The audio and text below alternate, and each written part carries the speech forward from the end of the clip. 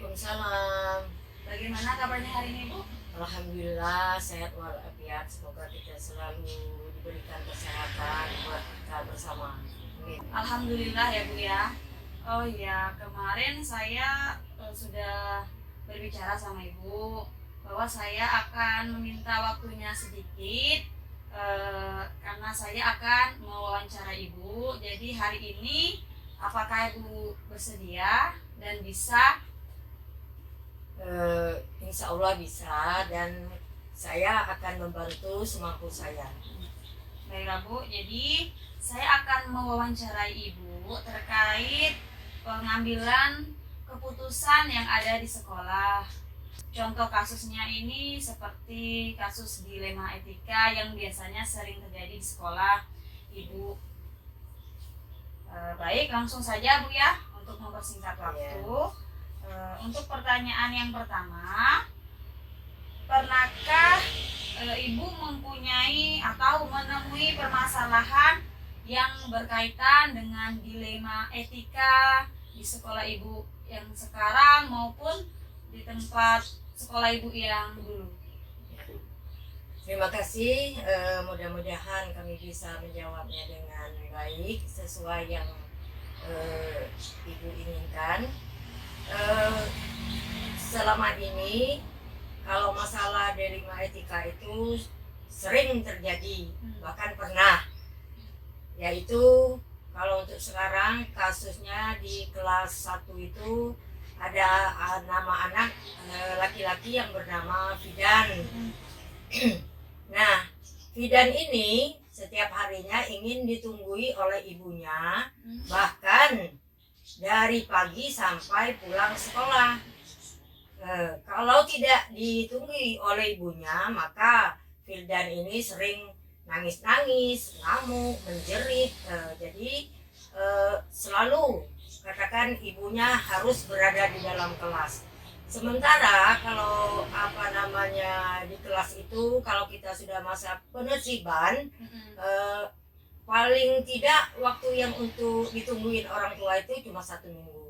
Nah, Fidan ini kita lihat Fidan ini sudah 1 bulan masih saja ingin ditunggui oleh orang tuanya.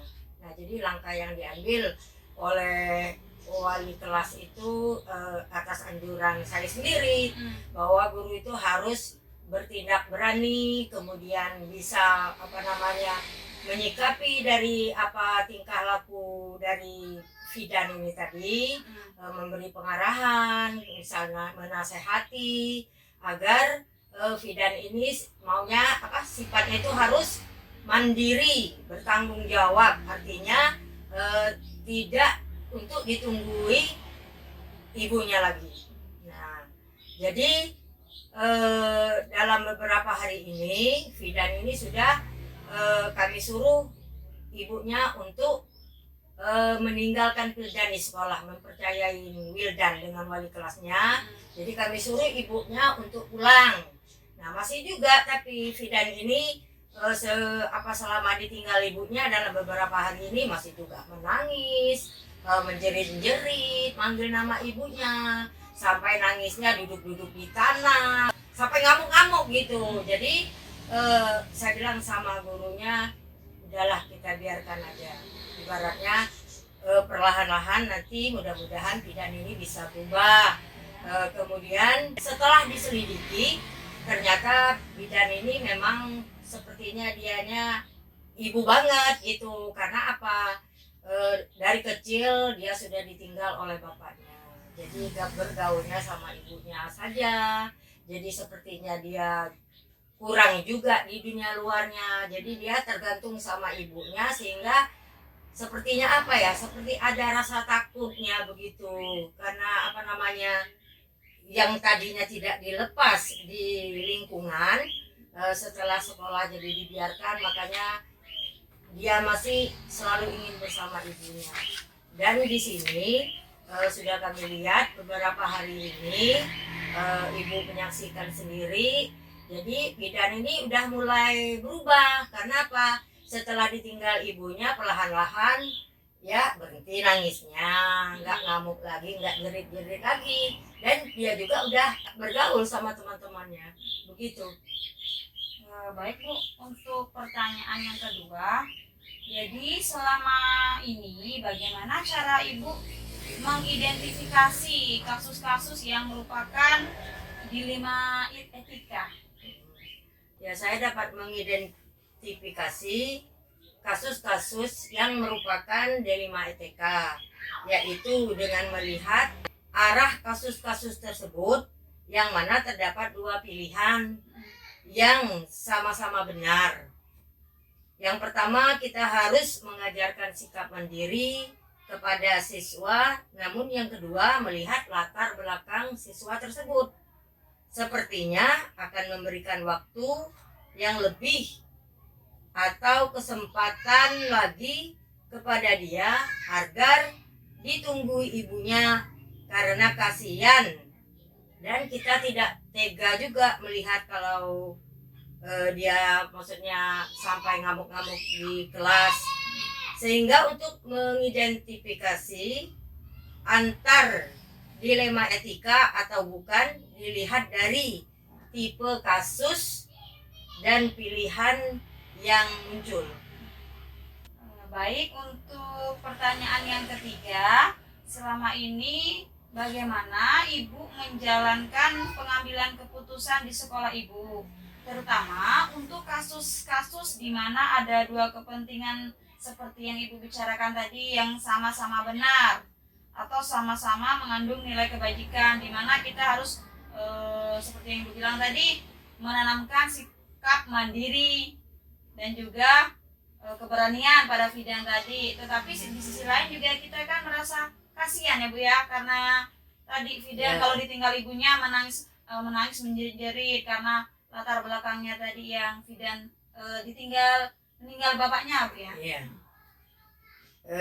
Kalau selama ini saya menjalankan pengambilan keputusan itu selalu dengan musyawarah terhadap guru-guru. Jika saya menghadapi sebuah kasus yang sangat sulit, saya akan memberikan atau melibatkan komite dan juga warga sekolah yang lain. Baik Bu, untuk pertanyaan yang keempat, langkah-langkah atau prosedur seperti apa yang biasa Ibu lakukan selama ini? Ya, kalau masalah langkah-langkah atau prosedur yang biasa saya lakukan adalah mengajak guru untuk berdiskusi melalui rapat internal ataupun rapat bulanan gitu. Seperti itu Bu ya. Iya. Selanjutnya untuk pertanyaan nomor 5, hal-hal apa saja yang selama ini Ibu anggap efektif dalam pengambilan keputusan pada kasus-kasus dilema etika yang pernah Ibu alami di sekolah? Kalau hal itu, hal yang dianggap efektif dalam pengambilan keputusan itu, kalau di sekolah Ibu, khususnya Ibu sendiri, selalu mengajak guru-guru untuk bermusyawarah. Jadi efektifnya dengan Ya, musyawarah. mengambil keputusan bermusyawarah itu, keputusan dalam musyawarah. Selanjutnya untuk pertanyaan yang nomor 6, hal-hal apa saja yang selama ini merupakan sebuah tantangan dalam pengambilan keputusan pada kasus-kasus dilema etika menurut Ibu? Hal yang tantangan dalam pengambilan keputusan itu adalah kita harus mengambil sikap ketegasan. Di mana kalau kita musyawarah itu tentunya ada bermacam-macam pendapat, jadi kita harus mengambil keputusan yang akurat, ibaratnya keputusan yang ketegasan sehingga kita menghasilkan hasil yang baik begitu. Selanjutnya pertanyaan nomor 7, apakah Ibu memiliki jadwal tertentu dalam menyelesaikan sebuah kasus? Apakah langsung Ibu menyelesaikan di tempat saat itu seperti itu? Atau ada prosedur atau bentuk yang lain saat menyelesaikan sebuah kasus itu? Baik, kalau untuk jadwal khusus, kita tidak mempunyai jadwal kalau masalah jadwal khususnya dalam penyelesaian kasus dilema etika ini. Namun dapat diselesaikan secara langsung dengan melakukan koordinasi dengan guru-guru yang berada di sekolah.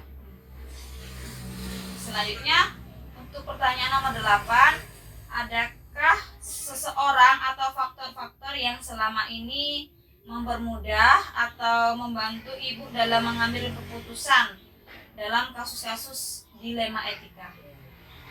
Yang biasa untuk membantu ataupun mempermudah saya untuk mengambil keputusan dalam dilema etika ini, saya selalu bermusyawarah atau berkoordinasi dengan guru-guru yang ada di sekolah. Selanjutnya untuk pertanyaan yang nomor 9 Bu ya. Dari semua hal yang telah Ibu bicarakan tadi, yang Ibu sampaikan tadi, pembelajaran apa yang dapat Ibu petik dari pengalaman Ibu dalam menyelesaikan atau mengambil keputusan-keputusan mengenai kasus dilema etika yang pernah Ibu ambil? Jadi pembelajaran yang bisa diambil atau dipetik dari kasus bidan ini tadi bahwa jadi kita jangan menganggap sesuatu yang salah itu karena sesuatu yang salah belum tentu salah. Jadi sehingga kita harus melihat dulu latar belakang dari anak tersebut. Nah, setelah kita selidiki ya, kita cari info bahwa si bidan ini rupanya dia dari kecil sudah ditinggal oleh ayahnya. Jadi sepertinya si bidan ini kurang kasih sayang ataupun tidak ada kasih sayang dari ayah, maka dia hanya mendapat kasih sayang dari ibunya saja. Jadi untuk dunia luarnya, interaksi keluarnya kurang karena dia pun sepertinya selalu ingin dekat sama ibunya. Jadi bahwa dia nggak pernah keluar rumah, berinteraksi dengan yang lain. Bagaimana saya menyarankan kepada wali kelas ataupun guru, jadi guru itu harus mengarahkan bahwa Fildan ini berangsur-angsur untuk bisa mandiri, bisa bertanggung jawab. Artinya dia tidak selalu tergantung ataupun misalnya harus selalu ditunggui ibunya. Begitu Bu. Baik Bu, terima kasih karena sudah menjawab pertanyaan-pertanyaan wawancara dari saya. Terima kasih ya Bu. Ya, sama-sama. Semoga bermanfaat. Nanti kalau saya ada pertanyaan lain boleh hubungi Bu lagi ya. Ya, siap Bu.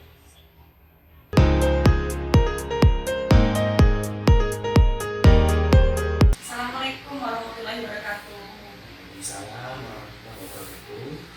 Bagaimana kabarnya Bapak? Alhamdulillah. Baiklah, jadi pada kesempatan hari ini saya ingin mewawancari Bapak. Apakah Bapak ada waktu? Siap, insyaallah. Jadi hari ini saya akan mewawancari Bapak terkait pengambilan keputusan yang bijak. Ya. Kalau bisa langsung dimulai ya Pak ya? Boleh, boleh.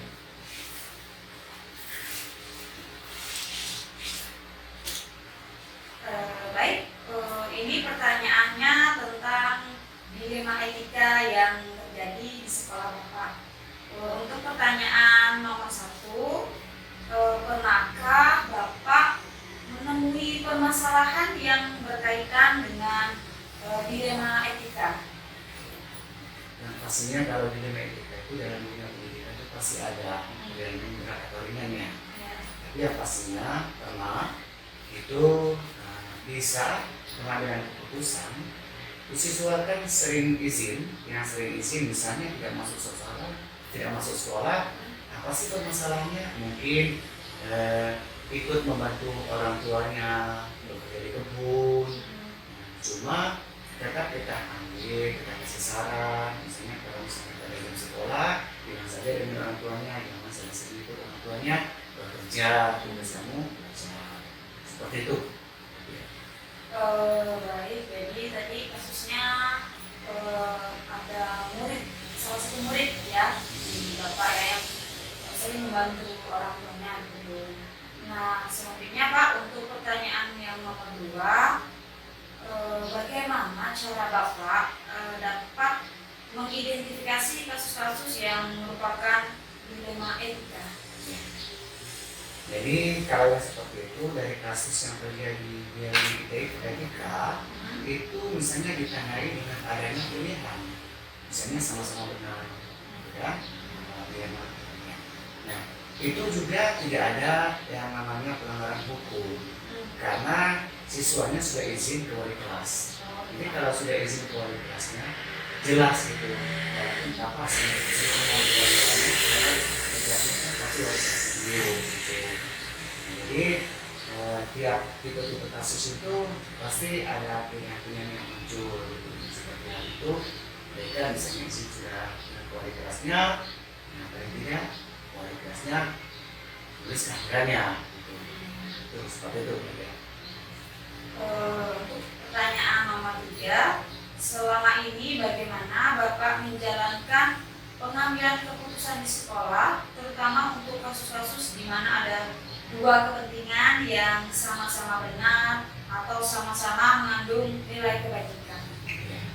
Jadi kalau misalnya terjadi misalnya itu kasusnya sama-sama benar, yang pastinya kita musyawarah. Saya tidak mengambil keputusan dulu, tapi tergantung ringan atau beratnya. Kalau ringan kita ambil langsung di situ. Kalau misalnya ada di mana, ya misalnya kita panggil komite sekolah, orang tuanya. Nah di situ kita cari gitu, cari solusinya untuk mengambil keputusannya itu bagaimana keputusan yang baik melalui musyawarah. Berarti melalui musyawarah ya. Selanjutnya, langkah-langkah atau prosedur seperti apa yang biasa Bapak lakukan selama ini? Itu dia tadi. Jadi hampir sama kasusnya dengan pertanyaan tadi. Itu langkah-langkah prosedur yang bisa dilakukan itu pasti melakukan musyawarah dengan warga sekolah. Nah, siapa saja warga sekolah itu yang pastinya ada guru-guru. Nah, kalau misalnya yang kasusnya kelas, contohnya kelas 5, ya pasti wali kelas 5-nya kita panggil, kita musyawarah bagaimana maunya. Itu tak lepas dengan musyawarah. Kemudian berharapan lagi kalau misalnya selesai seperti tadi, apa kita ke komite sampai ada dilema kasus yang tidak bisa terpecahkan. Baik, pada pertanyaan nomor 5, selanjutnya pertanyaan nomor 5, hal-hal apa saja yang selama ini Bapak anggap efektif dalam pengambilan keputusan pada kasus-kasus dilema etika yang pernah Bapak? Nah, itu dia tadi. Kalau hal yang saya rasa efektif itu pasti musyawarah. Jadi musyawarah ini sebelum mengambil keputusan itu tetap musyawarah. Nah, tak lepas lagi kembali ke warga sekolah. Jadi kalau ke sekolah kita komunikasi dulu dengan guru-gurunya, gitu. Atau dengan kombel, kita kan sekolah misalnya ada komunitas belajarnya. Nah, kita bekerja sama dengan ketua kombelnya, lalu dengan guru juga yang bersangkutan, lalu kita melakukan mengambil keputusan secara musyawarah. Selanjutnya, hal-hal apa saja yang selama ini merupakan tantangan dalam pengambilan keputusan pada kasus-kasus dilema etika yang pernah Bapak alami yang tantangannya? Nah, itu biasanya itu kadang-kadang kan orang tua murid itu kan ada yang awam, ada yang mengerti dengan pendidikan. Nah, dilema itu tantangan yang benar-benar kita untuk mengambil keputusan ada kesulitan terhadap orang tuanya yang kurang sadar, kurangnya kesadaran orang tua untuk pentingnya pendidikan bagi siswanya. Seperti hal tadi, anak itu harusnya sekolah lagi kewajibannya, tapi terkadang dia tidak peduli mau sekolah atau tidak, ada belajar ke kebun atau kemana. Nah, intinya itu mungkin kurangnya kesadaran orang tua untuk dunia pendidikan anaknya. Untuk pertanyaan nomor 7, apakah Bapak memiliki jadwal tertentu dalam sebuah penyelesaian kasus dilema etika? Apakah langsung menyelesaikan di tempat atau memiliki sebuah jadwal khusus untuk menyelesaikannya? Bentuk atau prosedur seperti apa yang Bapak jalankan? Jadi kalau misalnya untuk mengambil keputusan itu kita lihat kasusnya. Seperti saya katakan tadi, kalau misalnya kasusnya ringan, kita selesaikan dari itu saja. Cukup dengan keluarga sekolah atau keluarga kelasnya. Tetapi kalau kasusnya agak berat, itu kita punya jadwal tertentu. Misalnya hari itu kita panggil anaknya, dua-duanya yang ada masalah dari kelasnya. Besoknya kita panggil orang tua atau didampingi komite. Nah, kapan kita harus mengambil keputusan masalah? Pasti kita terjadwal dulu. Kalau misalnya kasusnya agak berat, kalau misalnya nggak selesai juga, kita punya bagaimana lagi, misalnya ke kadus atau kemana yang istimewa.